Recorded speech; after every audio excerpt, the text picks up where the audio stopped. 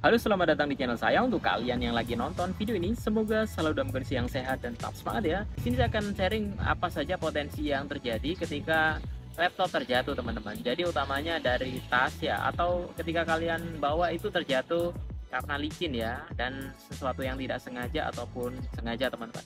Di sini ada beberapa potensi mulai dari kerusakan berat sampai ringan, teman-teman. Apa saja yang pernah saya alami dan mungkin pengalaman dari beberapa orang yang saya tangani karena kerusakan-kerusakan yang terjadi karena laptop tersebut jatuh, teman-teman.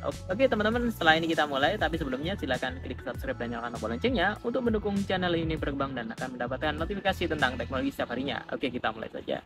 Oke, teman-teman, potensi yang pertama yang paling ringan adalah kendala lecet atau masalah kerusakan casingnya. Jadi kalau misalkan kalian menggunakan tas yang tidak standar untuk membawa laptop, biasanya kendala-kendala yang terjadi adalah cedera pada bagian luar, teman-teman ya, entah casing itu pecah atau engsel yang sulit untuk tertutup atau engsel yang sudah tidak nyaman lagi digunakan. Ini adalah kendala yang pertama. Mungkin ini bisa jadi kerusakan ini masuk merembet ke dalam ya, tapi kalau rusaknya hanya di engsel saja, kalian bisa perbaiki tanpa harus kehilangan data kalian.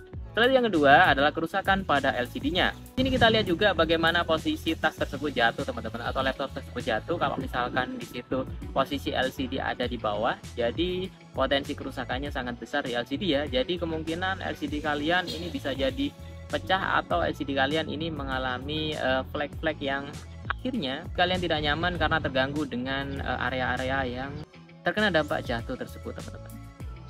Biasanya blank, teman-teman, atau blank spot, atau di situ ada dead pixel ya.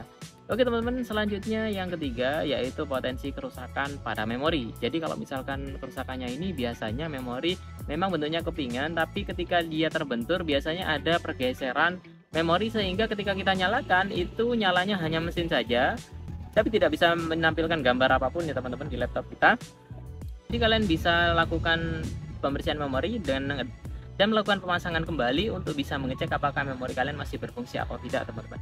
Ini kalau misalkan rusaknya pada memori. Setelah itu potensi kerusakan selanjutnya yang paling parah itu adalah hard disk, teman-teman. Ini yang paling sering ya. Jadi kalian menggunakan teknologi hard disk di mana itu sangat rawan sekali untuk bisa terbentur. Ini bisa jadi kerusakan ini berdampak pada data-data kalian, teman-teman ya. Jadi kalau rusaknya hard disk, biasanya hard disk ini tidak bisa terdeteksi atau mengalami bad sector, teman-teman. Kalau misalkan hard disk kalian ini masih bisa terdeteksi, ini saya sarankan untuk melakukan backup dan kalian siap-siap untuk mengganti dengan hard disk yang sehat. Karena hard disk yang sudah pernah terjatuh biasanya cenderung mengalami kendala yaitu lemot ataupun sudah tidak maksimal lagi ketika kita gunakan, seperti data hilang dan seterusnya.